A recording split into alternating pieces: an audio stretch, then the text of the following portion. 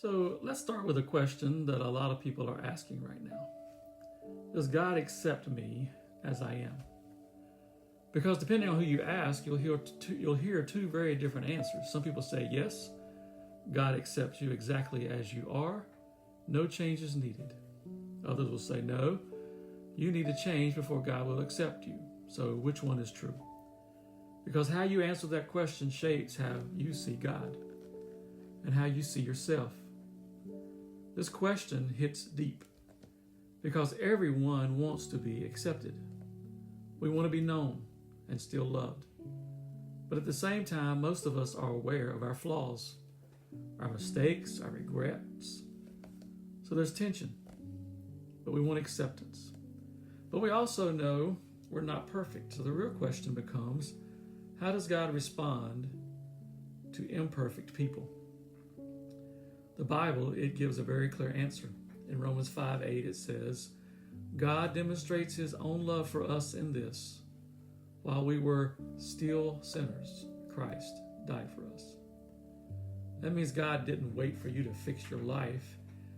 He didn't say, hey, clean yourself up and then you can come to me. No, he moved toward us in our brokenness. And that's powerful because it means you don't have to earn God's love. You don't have to perform for it, and you don't have to pretend. You see, God meets you right where you are right now. But here's where people often get confused. God accepts you as you are, but he doesn't leave you as you are. Because love doesn't ignore what's harmful. It takes and transforms it. In 2 Corinthians 5:17, it says, if anyone is in Christ, they are a new creation. That means following Jesus leads to change. Not forced change, not instant perfection, but real transformation over time. One of the most powerful things about Jesus is that he held two things together perfectly. Those were grace and truth. In John 1:14, it says Jesus came full of both. We tend to separate them. Some emphasize grace without truth.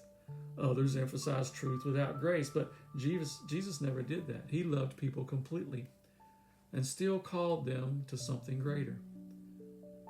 There's a moment in John 8 where a woman is caught in sin. People are ready to condemn her, but Jesus steps in. He protects her. He shows her grace. And then he says to her, neither do I condemn you. Go and leave your life of sin. Notice both parts. No condemnation, but also a call to change. That's the heart of Christianity. So what does this mean for your life? Well, it means you don't have to hide from God. You don't have to pretend. You don't have to fix everything before you come to him. But it also means following Jesus is going to change you. It'll change your desires, your decisions, your direction. Not because God is against you, but because he's leading you into something better. So does God accept you as you are? Yes. But he loves you too much to leave you that way. He meets you in your mess, and he leads you into transformation. And that's not rejection. That's real love. And if you're exploring questions about faith, identity, and real life, subscribe and drop your questions below. I'd love to keep having these conversations with you because understanding God's love might be one of the most important things that you ever discover.